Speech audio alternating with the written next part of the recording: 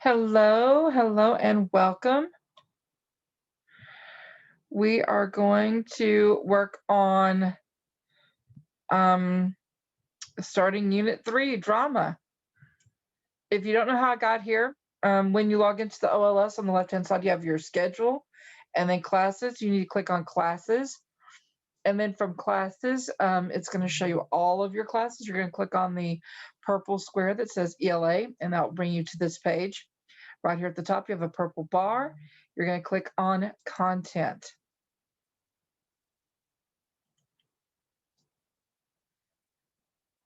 All right, and we are on Unit 3, so Directions and Drama.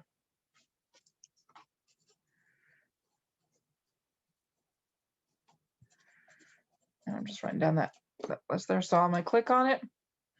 We have 2 learns and an assessment, so I'm going to start, of course, with the very first learn.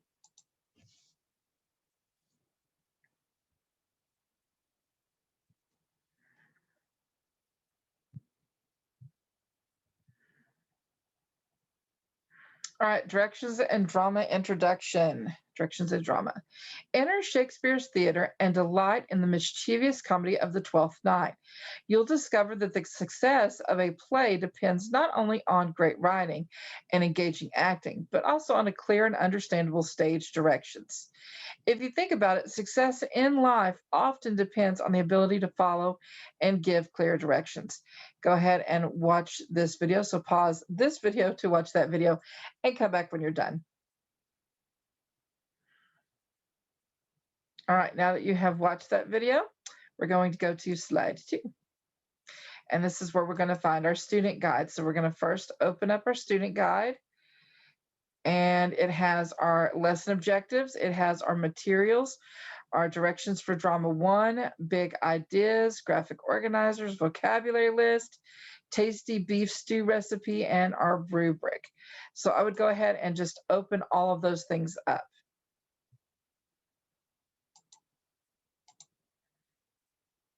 And it's opening up on my second screen. Hold on just a second.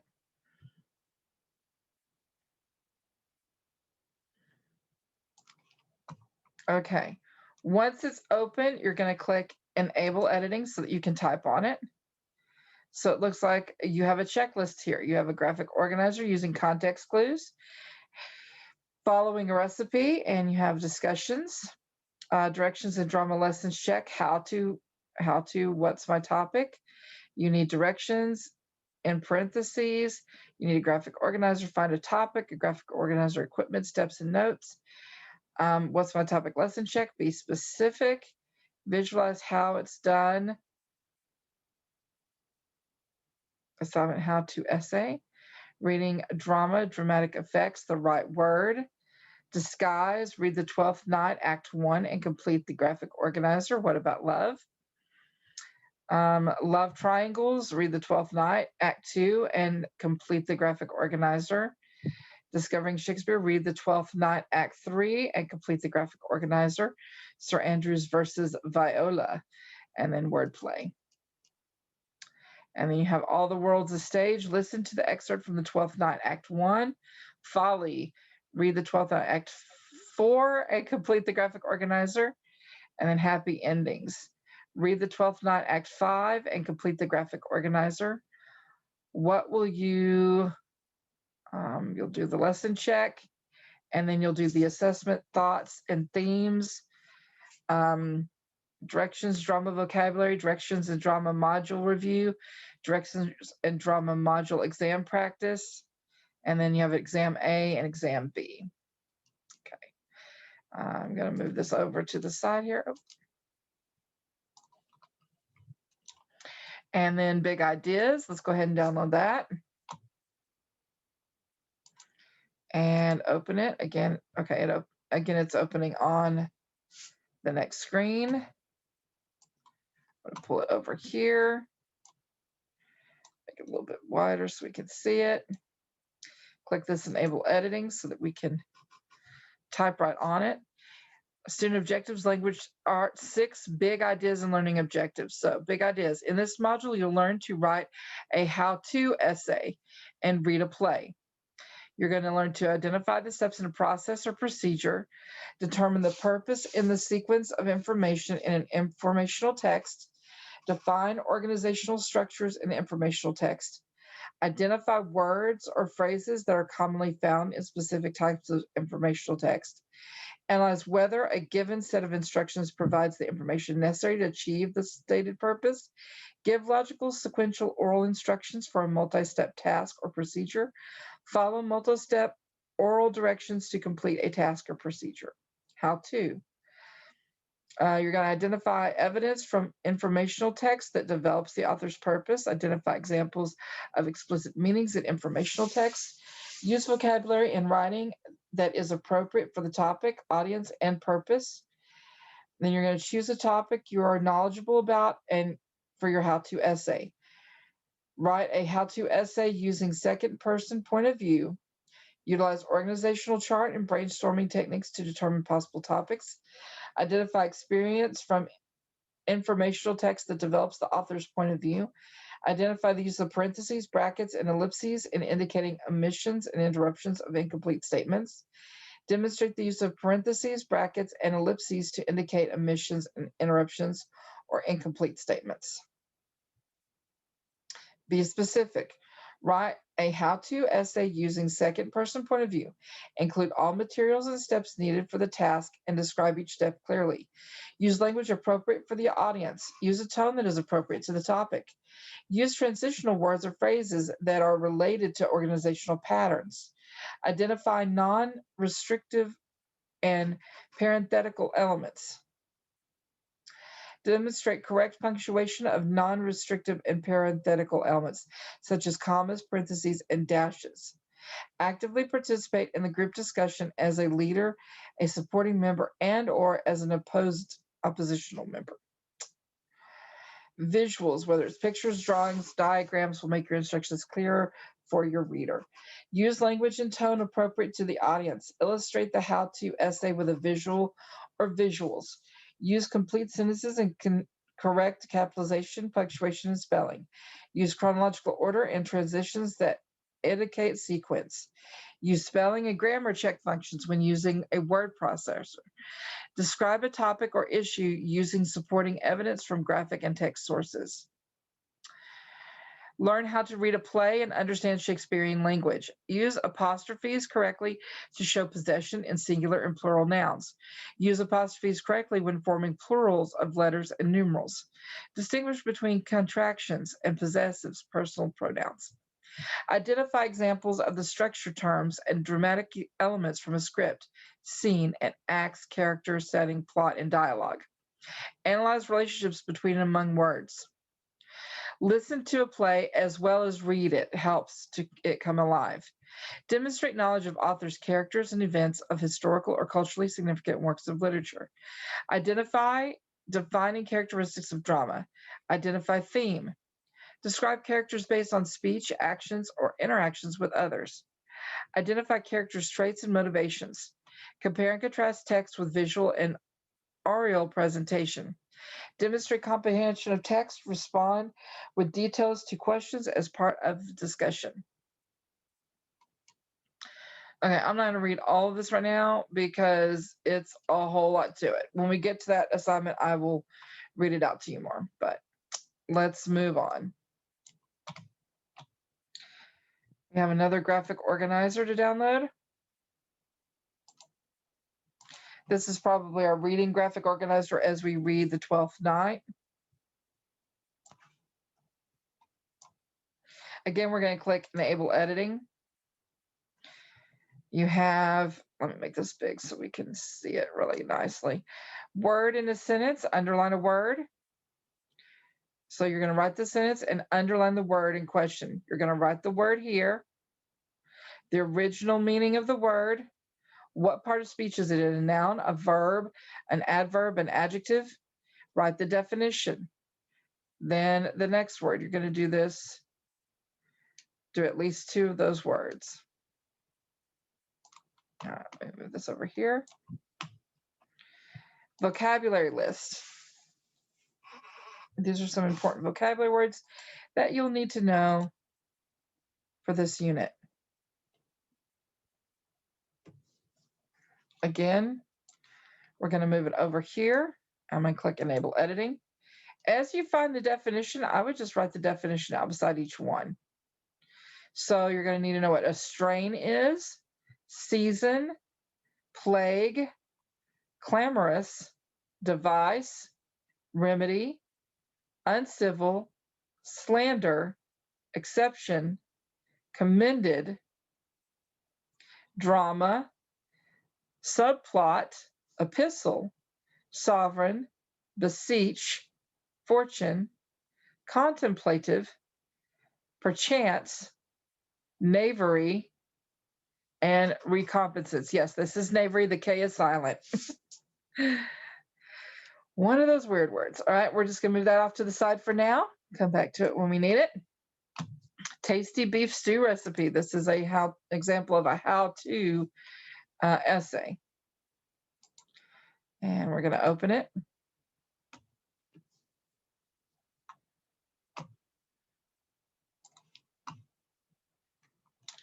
All right, and as it talked about, it looks like we have a visual right there. So I love recipes that have a picture with them. It tells the list of ingredients that you're going to need, gives specific, simple directions for you to follow that's numbered. And that's all there is to it. I'm going to go ahead and click this Enable Editing in case we needed to write on it for whatever reason. Again, I'm going to move it onto my second screen. And then the rubric for probably your how to write essay.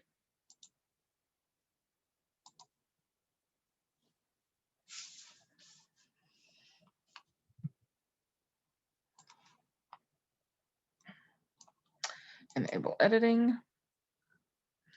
And again, I'll go over this when we get to that portion of the unit, but go ahead and have it downloaded, look over it. It's a good idea.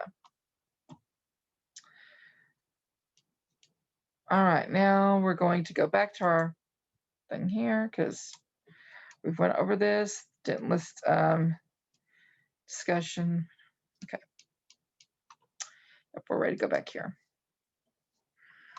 All right, so now we're ready for Module 1.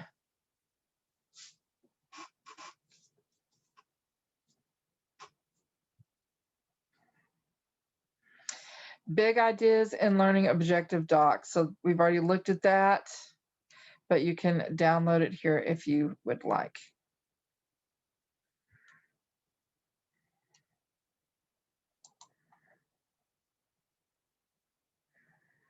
So Module 2, see, that was so easy. Vocabulary using context clues. Over the course of this module, you will also study 20 vocabulary words. You will be expected to use these words in some of your assignments during the module. Later, you'll be tested on the words on the module exam. As you complete the module, locate the vocabulary words and learn their definitions. Try using context clues to make an educated guess about the vocabulary word's definition. Complete the graphic organizers for 5 words. So there's your vocabulary list that we had earlier that we went over. Uh-oh. Hold on. Sorry.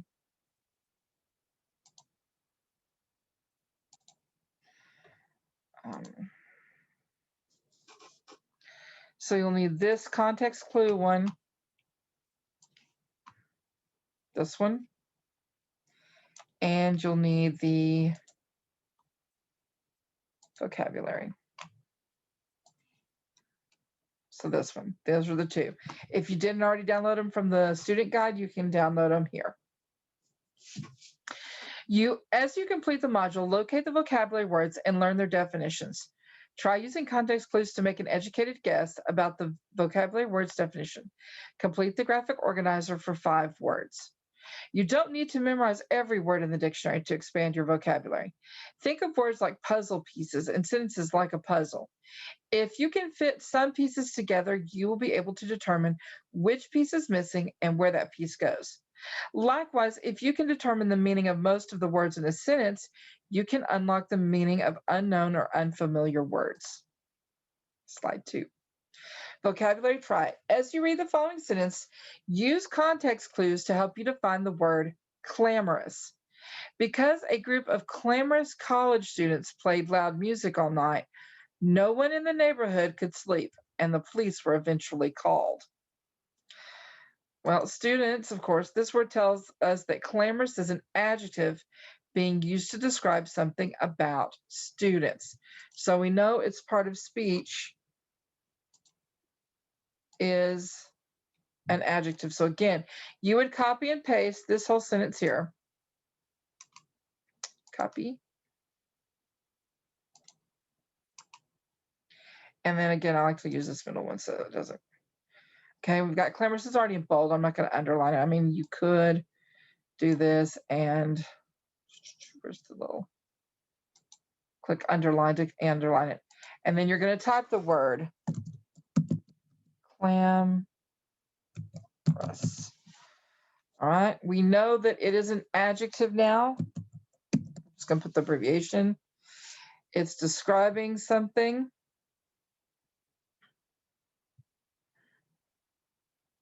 Now you're going to put your original guess at what it could mean.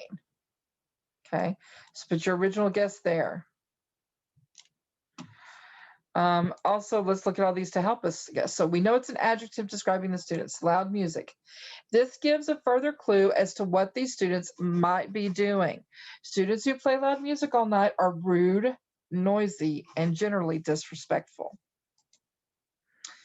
Could sleep. This tells us that the actions of the college students are being seen as a negative, and that clamorous is probably something negative.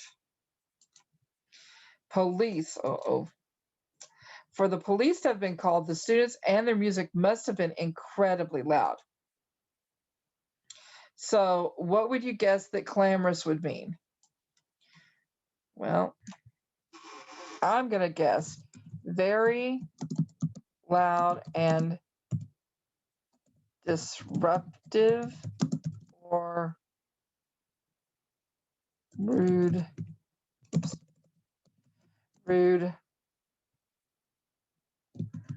activities.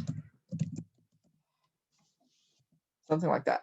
All right, now what we're going to do is we're going to open up our Webster Dictionary.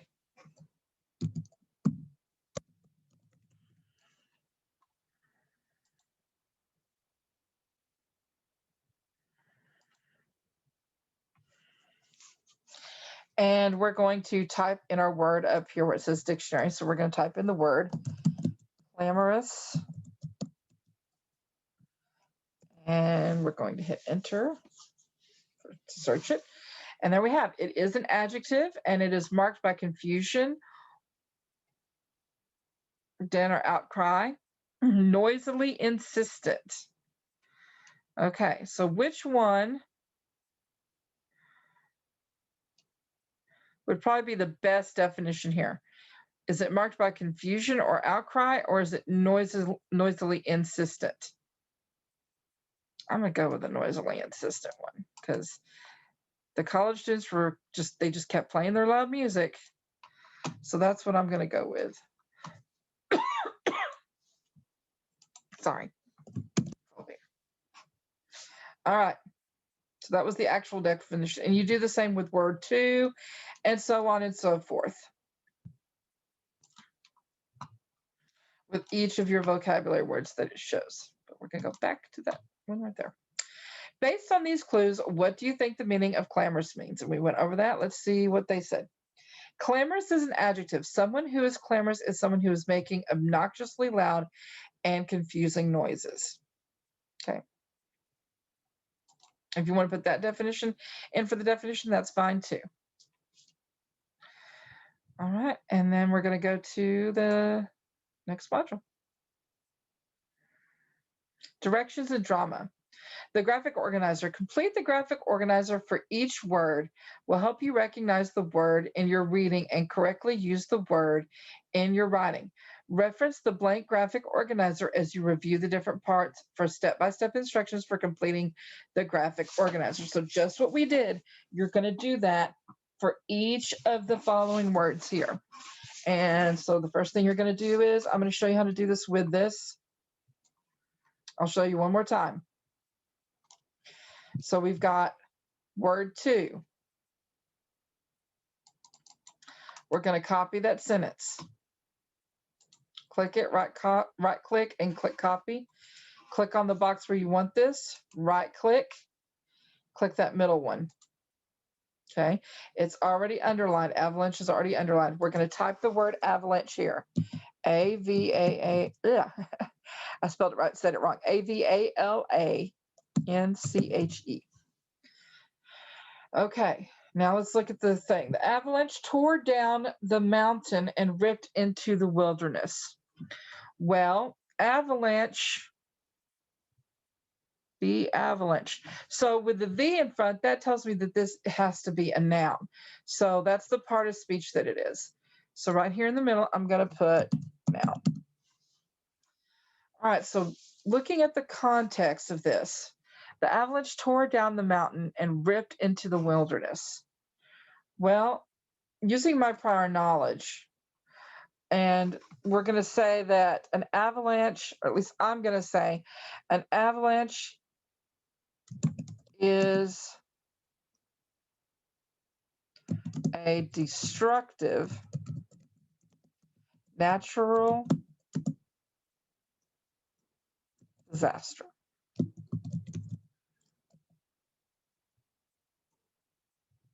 Much like a tornado. Okay, let's see if I'm close. Let's do the reveal.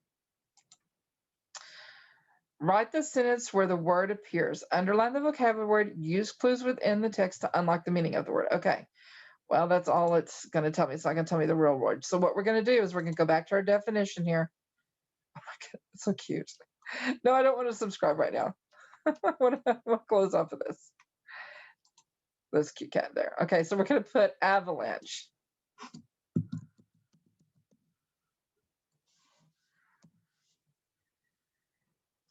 Avalanche, a large mass of snow, ice, earth, rock, and other material in swift motion down a mountain or over a precipice. A sudden, greater, overwhelming rush or accumulation of something. Physics, a cumulative process in which protons and charged carriers produce additional protons and charged carriers. Okay, so it's probably not going to be this one. It's probably going to be either one or two. I'm saying it's probably the way they describe it going to be number one. So I'm going to copy this, right-click copy, go back to my graphic organizer, and in the actual definition, click paste. And there you have it. That's what you're going to do. And then when you use this one up, save it as graphic organizer number 4, vocabulary, page 1. Okay. And then you'll clear this out and do it again, but for page 2, and so on and so forth, till you get all of these done. All right, I know it's going to be a bit laborious, but when you do that, I promise it's going to help you remember what these words mean, and you'll do much better on the quiz if you do that. All right, word 1, avalanche. 2, original guess. Something violent and fast, something that can cause a lot of disruption and that is found on a mountain. Part of speech, it is a noun. Whoop, whoop, we got that right. Definition, a large mass of ice, snow, and dirt that suddenly travels down a mountainside causing damage. It can also be used to describe great amount of something or something massive happening suddenly. So, word 2 is tore. Original guess of the meaning, ripped. An avalanche causes a lot of damage and happens suddenly. So tore references how quickly it moved, how violent it is. The second verb is ripped. Also gives a clue to how, as the two are probably related. Tore is going to be a verb.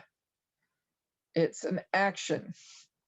And its definition is to wound by pulling apart or ripping. Okay, that's weird. Okay. Sometimes two vocabularies will appear in the same sentence. If so, repeat the process to unlock the meaning of yet another vocabulary word. Okay, once you've finished that, you've done this for all of those, like, what are these words here? Once you've done that with all of these words here, strain, season, plague, clamorous, device, remedy, uncivil, slander, exception, commended, drama, subplot, epistle, sovereign, beseech, fortune, contemplative, perchance, knavery, and recompense. Once you have finished doing it for all of those, then you are ready to move on to Module 4.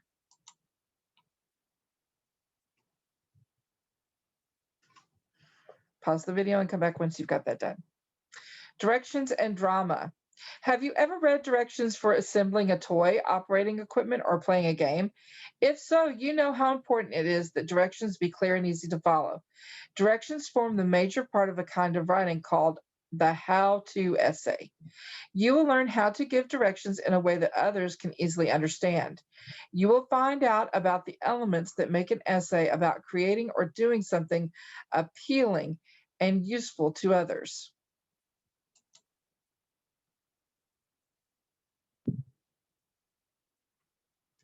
Go back and make sure there wasn't a slide. Nope, there wasn't. Okay. Moving on to, these have really short modules for some reason. Following a recipe, identifying purpose.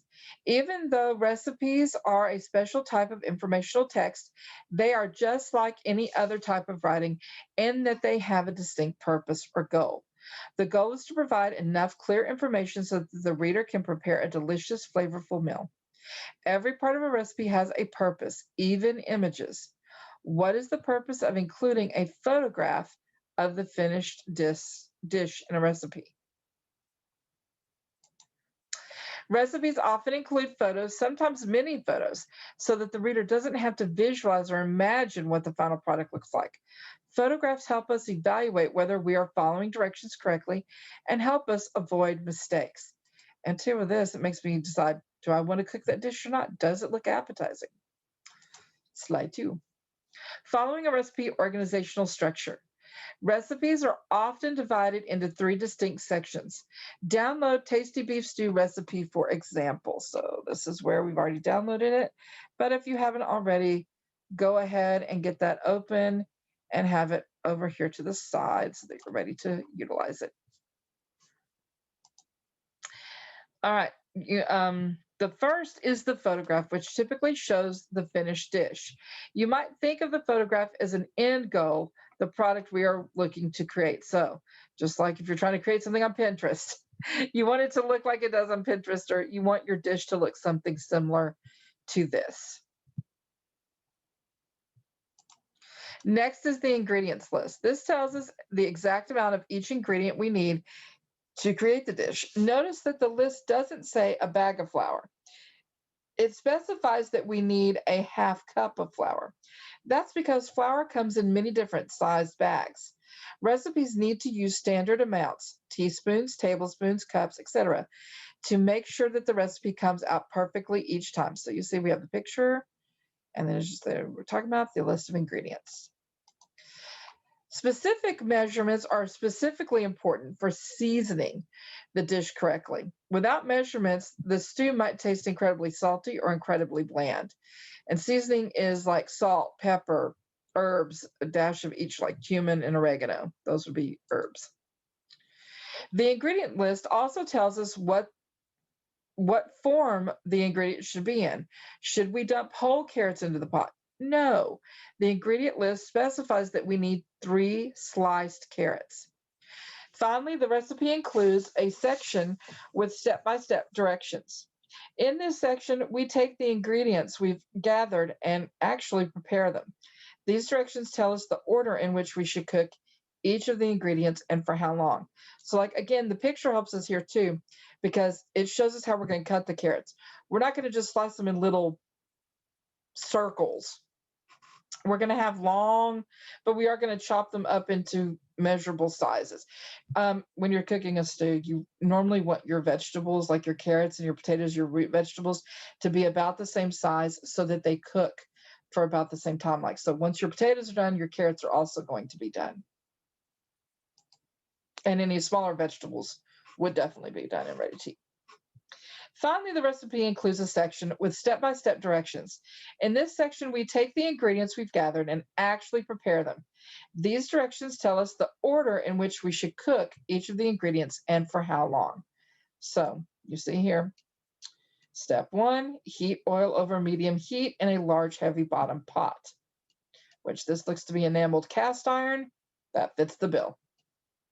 Add finely chopped onion, saute until transparent. So you need to know what saute means, which basically means you have that oil and then you have the onion and you're going to kind of caramelize that onion. You're going to brown it till it just gets brown a little bit. But it's oh so good. 3, meanwhile, put flour, salt, pepper in a large plastic bag that seals. Okay, I'm going to do a little shake and bake in here. Number 4, place the meat in the bag with the flour and seal and shake until well coated. So it's kind of like, but they've got little, this is stew beef. This is the same way I make my pot roast. I do the pot roast like that. But sometimes if I don't have a bag large enough, I will put those ingredients onto a large plate and roll the meat all in the flour concoction until it's completely covered. Number 4, place meat. Oh, we already did that. Number 5, shake the excess flour off the meat pieces and add them to the oil. Slightly brown the meat, turning occasionally. This is called searing, where you want to sear. You want to get that, you want a crust to form on the outside of that meat, and it just get the meat cooked just a little bit in there. Oh, so good. And since these are smaller pieces, you might have to kind of use a spatula to move them around so that all pieces touch the pan at some point to get that sear on all sides. Number 6, add remaining flour from the bag and stir. So you want to put a little bit of that flour in there. Now, I tend to be a heavy flourer, so I would not use all of the flour, but I would sprinkle some in there to give flavor. Now, of course, I normally will make a gravy after this is all done. So I will still save that flour, and I will take, when it's fully cooked, I'll take the pot roast or the meat and all the veggies out, and I'll use that juice from cooking the meat and veggies, and I'll add the rest of the flour into that and make my roux, and then add milk or water to make a brown gravy to go with it. It's delish. All right. Then 7 is add celery, paprika, thyme, and beef broth. So yeah, I like to put some celery. I don't usually use paprika in mine. I might try that. I use thyme, and some, yeah. Sometimes I use rosemary. Rosemary will go really well with it. So I don't usually use paprika. I use rosemary type, but to each his own. I could try this sometime, see how it turns out. All right, so that's basically your how-to. Understanding a recipe. Read the recipe carefully. Are the directions clear enough for you to understand the following comprehension questions? How much time do you need for this recipe? So let's look back. Up here, we're going to look for time. Okay, and it says 1/8 a teaspoon. So we'll click on it. We should know that that's right. What?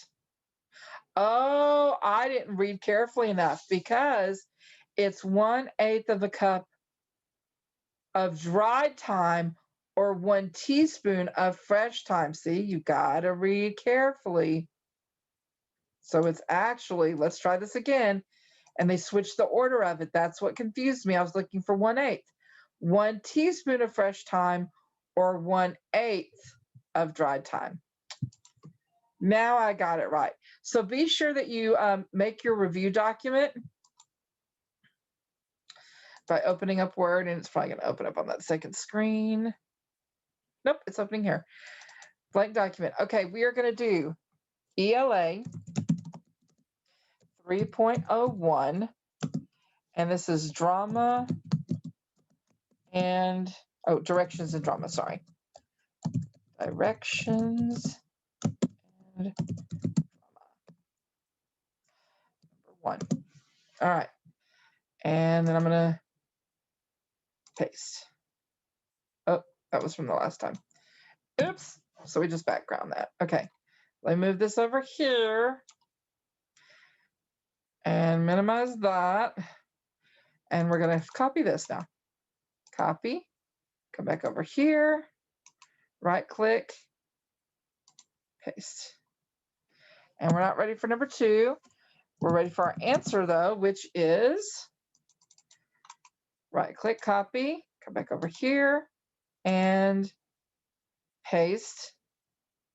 And then our explanation.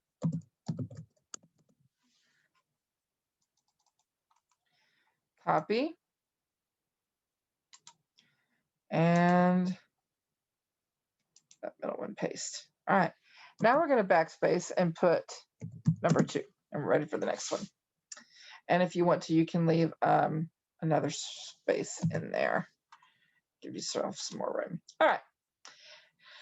And then you would just file and save that. Hopefully you've got a whole folder going for your ELA, and you might even have a subfolder under that for OLS lessons notes. So that's would be cool where you put that. And maybe you have it organized by unit and lesson. That's however you choose to organize it. But definitely save those, especially if you have to take the final. That would be good to have. All right, you go to your next word, and you're going to do this the same thing. Do what I just did. Always reference back to the recipe. Read carefully. Read better than Miss Jordan did. And then copy and paste that into this review document, which I've moved off to my second screen. All right, what do the directions say to cook in the stew? All right, A, a plastic bag, B, a small skillet, C, a large heavy bottom pot, or a shallow serving dish. What do they say to cook the stew in? Remember, reference back to your recipe. Click on your answer. Check your answer.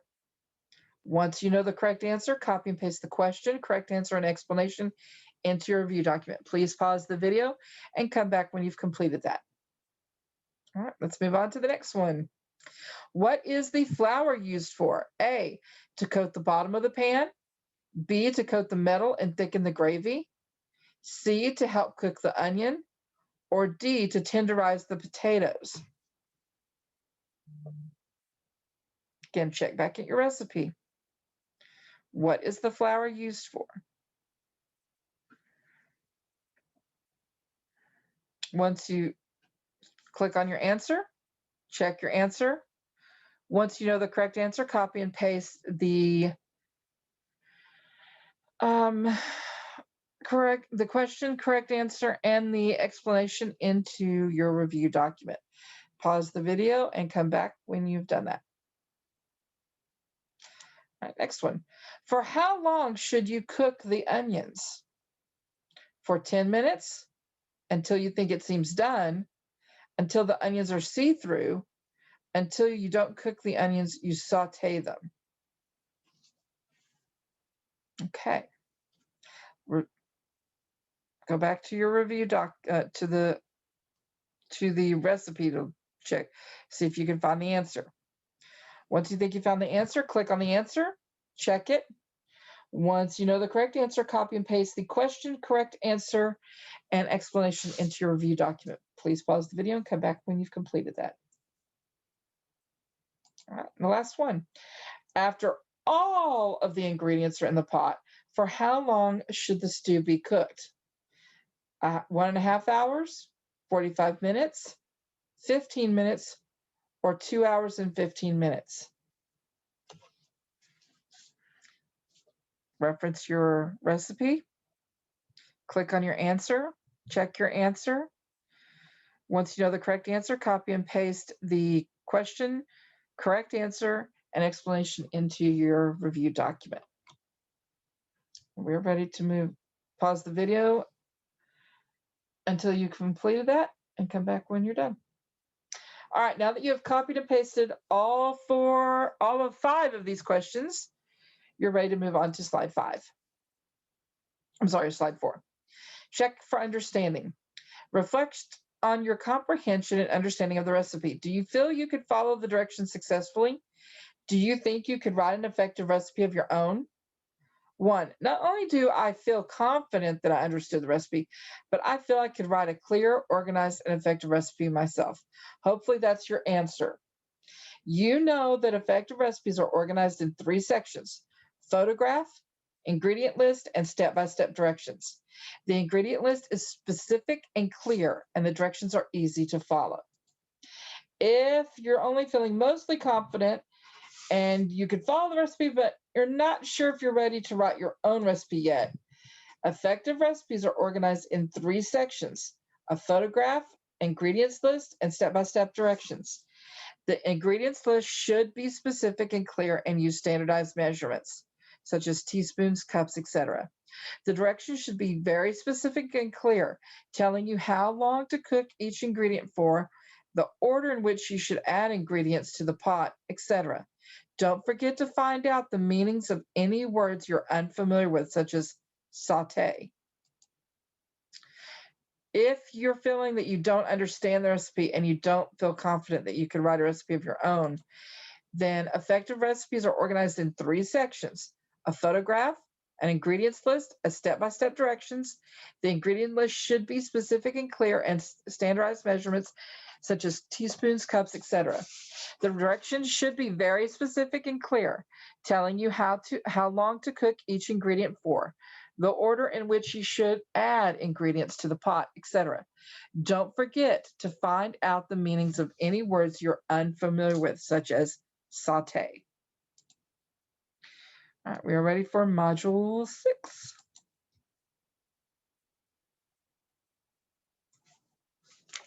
Identifying how-to text. You can tell that a text is a how-to when there are direction words.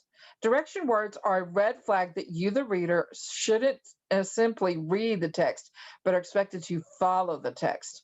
1. Heat oil over medium heat in a large, heavy bottom pot. What are the direction words in step 1? Let's see if you're right. Step 1 tells us to do what with the oil? Heat the oil. Where? Over medium heat. Where? In a large, heavy bottom pot. 2, add finely chopped onion. Saute until transparent. What are the direction words in step 2? Let's see if you're right. What do you do with the onion in step 2? We're going to chop it, add it to the pot, and then we're going to saute it till it's transparent or slightly brown. I like that caramelization. Number 3, meanwhile, put flour, salt, and pepper in a large plastic bag that seals. What are the direction words in step 3? Let's see if you're right. What do you do with the flour, salt, and pepper in step 3? You're going to place them in a sealable bag and shake. This is a great way to season the meat evenly. Number 4, place meat in a bag in the flour, seal and shake until we coat. Lastly, identify the direction words in step 4 on your own.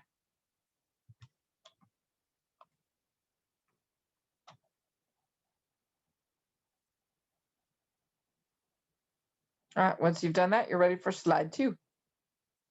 Can I do it? Are the directions adequate enough for you to successfully follow the recipe? What additional information do you need?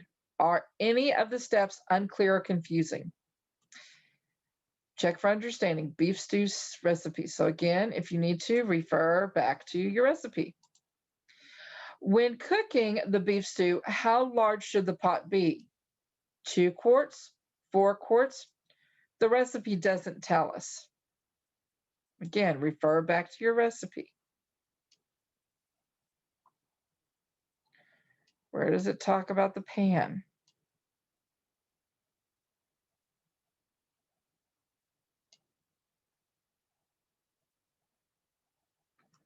Okay. Click on your answer. Check your answer. When you know the correct answer, copy and paste the question, correct answer, and explanation into your review document. Pause the video and come back when you've completed this. All right, now that you've got that done, let's move on to number 2. How long should we saute the meat pieces for? Until they turn very brown, until they turn slightly brown, until they are fully cooked through. Refer back to your recipe. Click on your answer. Check your answer. Once you know the correct answer, copy and paste the question, correct answer, and explanation into your review document. Pause the video and come back when you have done this. All right, next one. To what do we add the remaining flour left over after coating the meat pieces? The recipe doesn't say. To the plastic bag, we can discard it. Look back at your recipe, check your answer, click on your answer, check your answer. Once you know the correct answer, copy and paste the question, correct answer, and explanation into your review document.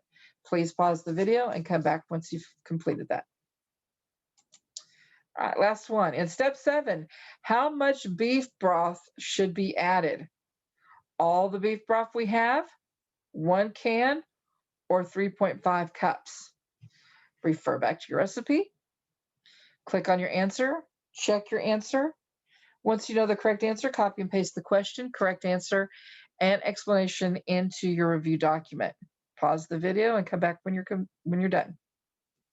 All right, now that you have all 4 of those into your review document, you're ready to move on to Module 7. Lesson check your knowledge. How do actors know where to stand on stage? How do small children learn to tie their shoes? If your new puppy has to take medication, how do you know how many pills to give her and how often? It all comes down to effective directions. Because reading and writing go hand in hand, learning how to write at good directions with clear organization and use of direction words will also make comprehending directions easier. Answer the following questions to check your knowledge. 1, what is the purpose of procedural text? The purpose of procedural text is to give enough information so that the reader can perform the task. 2, what elements are included in a recipe besides step-by-step instructions? Recipes include at least 1 photograph and a detailed list of ingredients with specific standardized measurements, cups, teaspoons, etc. What is an easy way to recognize how-to text? How-to text includes directional words such as in, on, add, stir, and slice. If you've got any of those wrong, or even if you got them right, you might want to copy and paste those into your review document. Before you complete the quiz, review your work so far and make sure you've completed all the activities. This is also your chance to review, so be sure that you looked over all those vocabulary words, got those filled out. You also filled out the graphic organizer for the recipe. Be sure that you have the recipe pulled up and your review document. These all will help you. All right, we're ready to move on to the next thing.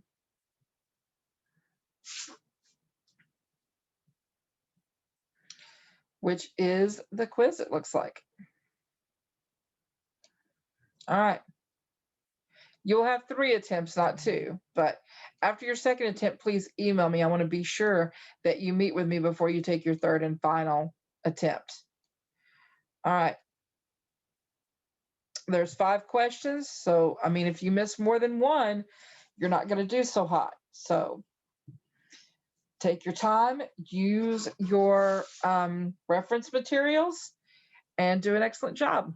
If you have any questions or need anything, please come see me in Help Lab or email me at tvahallsville.org, and I will see you in class. I hope you found this video helpful, and good work. Bye.